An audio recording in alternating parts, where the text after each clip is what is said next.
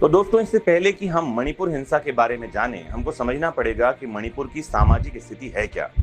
मणिपुर की जनसंख्या लगभग 30 से 35 लाख है। यहाँ तीन मुख्य समुदाय रहते हैं, एक है मैतेई, एक है नगा और एक है कुकी। मैतेई समुदाय में ज्यादातर हिंदू हैं, मैतेई मुसलमान भी हैं और जनसंख्या में सबसे ज्यादा मैतेई ही वहां पर में निवास करते हैं। नगा और कुकी जो हैं वो ज्यादातर ईसाई हैं। नगा और कुकी जो लोग हैं उनको जनजाति का दर्जा मिला हुआ है, यानी वो शेड्यूल्ड ट्राइब में आते हैं, अनुसूचित जनजाति के भाग हैं। अगर हम राजनीतिक प्रतिनिधित्व यानी पॉलिटिकल रिप्रेजेंटेशन की बात करें तो मणिपुर के कुल 60 विधायकों में 40 जो है वो मैतेई समुदाय से आते हैं, बाकी 20 नगा से आते हैं और कुकी जनजाति से आते हैं। अब तक 12 मुख्यमंत्री वहां से आए हैं, जिसमें से 2 ही जनजाति से आते हैं। अगर हम मणिपुर की भौगोलिक संरचना के बारे में बात करें तो ये थोड़ी विशिष्ट है। मणिपुर एक फुटबॉल स्टेडियम की तरह है। इसमें इम्फॉल वैली बिल्कुल सेंटर में प्ले फील्ड है और बाकी चारों तरफ के पहाड़ी इलाके गैलरी की तरह दिखाई पड़ते हैं। मणिपुर के 10% भूभाग पर मैतेई समुदाय का दबदबा है। ये समुदाय इम्फॉल वैली में बसा हुआ है। बाकी 90% पहाड़ी इलाके में प्रदेश की मान्यता प्राप्त जनजातियां रहती हैं। इन पहाड़ी और घाटी के लोगों के बीच जो विवाद है वो बहुत पुराना है और बहुत संवेदनशील भी है। आपको बता दूं कि मैतेई समुदाय की मांग अभी ये रही है कि उन्हें अनुसूचित जनजाति का दर्जा दिया जाए और उनको भी आरक्षण मिले।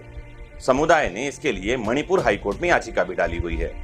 मैतेई समुदाय की दलील है कि 1949 में मणिपुर का भारत में विलय हुआ था और उससे पहले मैतेई को यहाँ जनजाति का दर्जा मिला हुआ था। उनकी दलील ये भी है कि इस समुदाय को उनके पूर्वजों की जमीन, परंपरा, संस्कृति और भाषा की रक्षा के लिए जनजाति का दर्जा दिया जाना जरूरी है। मैतेई समुदाय ने 2012 में अपनी एक कमेटी भी बनाई जिसका नाम है scheduled tribe demand committee of Manipur यानी STDCM। इनका कहना है कि मैतेई समुदाय को बाहरी लोगों के अतिक्रमण से बचाने के लिए एक संवैधानिक कवच की जरूरत है। इस कमेटी का यह भी कहना है कि मैतेई समुदाय को पहाड़ों से दूर किया जा रहा है जबकि इन्हें जनजाति का दर्जा मिला हुआ है। वे पहले से ही सिकुड़ते हुए इम्फॉल वैली में जमीन खरीद सकते हैं, लेकिन जो जनजातियां वे मैतेई समुदाय को जनजाति का दर्जा देने का विरोध कर रही हैं, जिनमें नगा और कुकी आती हैं, इनका कहना है कि मैतेई जनसंख्या में ज्यादा हैं और राजनीति में उनका दबदबा भी है। इन जनजातियों का कहना है कि मैतेई समुदाय आदिवासी नहीं है। उनको पहले से ही SC और OBC आरक्षण के साथ साथ आर्थिक रूप से पिछड़े वर्ग का आरक्षण मिला हुआ है और उसके फायदे भी वो उठा रहे हैं। उनकी भाषा भी संविधान की 8वीं अनुसूची में शामिल है और संरक्षित है। ऐसे में मैतेई समुदाय को सब कुछ तो नहीं मिल जाना चाहिए, ऐसा इन जनजातियों का कहना है। अगर उन्हें आरक्षण मिला तो फिर बाकी जनजातियों के लिए नौकरी और कॉलेज में दाखिला मिलने के मौके कम हो जाएंगे। फिर मैतेई समुदाय को भी पहाड़ों पर जमीन खरीदने की इजाजत मिलेगी और उनकी जनजातियां और हाशिए पर चली जाएंगी। तो आपको अभी तक ये बात समझ में आई होगी कि मणिपुर की भौगोलिक स्थिति क्या है, वहां की जनसंख्या क्या है और क्या वहां की टोपोग्राफी है। और आपको ये भी बात फिलहाल समझ में आ गई होगी कि ये पूरा जो विवाद है ये जमीन का है और आरक्षण का है।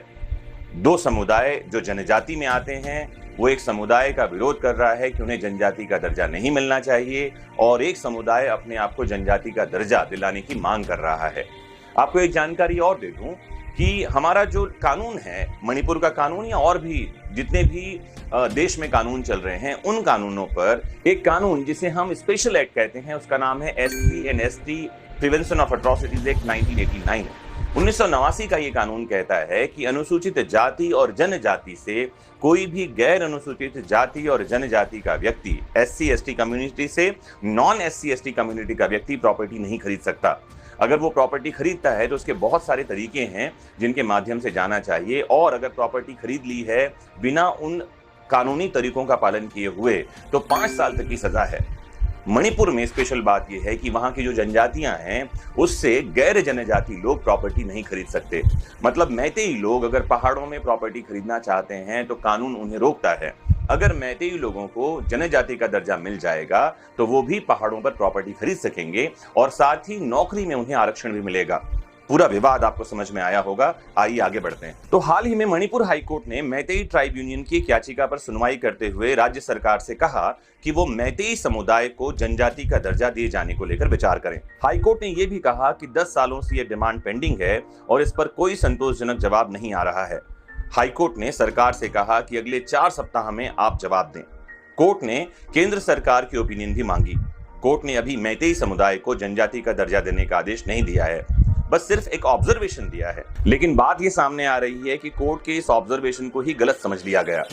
वहां रहने वाली नगा और कुकी जनजाति ने समझा कि कोर्ट ने मैतेई समुदाय को आरक्षण देने का आदेश दे दिया है। अगले दिन मणिपुर विधानसभा की हिल एरियाज कमेटी ने सर्वसम्मति से एक प्रस्ताव पारित कर दिया और कहा कि कोर्ट के इस आदेश से वे दुखी हैं। उनका कहना था कि कमेटी एक संवैधानिक संस्था है और उनसे भी सलाह मशविरा करना चाहिए था। आपको ये भी बता दूं कि पहाड़ी इलाके से चुने गए सभी विधायक इस कमेटी के सदस्य हैं, चाहे वे किसी भी पार्टी से हों। फिलहाल बीजेपी के विधायक डी गेंगमे इसके चेयरमैन हैं। ये पूरी हिंसा भड़कती है 3 मई 2023 को। 3 मई को ऐसा क्या हुआ कि पूरा मणिपुर जलने लगा। 100 से ज्यादा लोग मारे गए और आगजनी, बलात्कार, लूट जैसी घटनाएं मणिपुर में बढ़ती चली गईं। तो 3 मई को all tribal student union Manipur ने एक रैली आयोजित कर दी। आदिवासी एकजुटता रैली इसका नाम था। राजधानी इंफॉल से करीब 65 किलोमीटर दूर चूरा चांदपुर जिले के तोरबंग इलाके में ये जो रैली है ये आयोजित हुई। इसमें हजारों की संख्या में लोग शामिल हुए। पुलिस के एक वरिष्ठ अधिकारी ने इस बारे में जानकारी दी थी कि इसी दौरान जनजातीय समूहों और दूसरी समूहों के बीच झड़पें शुरू हो गई और ये फिर हिंसा पूरे राज्य में फैल गई। तो 3 मई को जो हिंसा शुरू होती है इसका मूलभूत कारण ये है, जैसा कि स्टडीज से सामने आ रहा है, बहुत सारे न्यूज और आर्टिकल्स पढ़ने के बाद इस नतीजे पर मैं पहुंच पाया हूं। लेकिन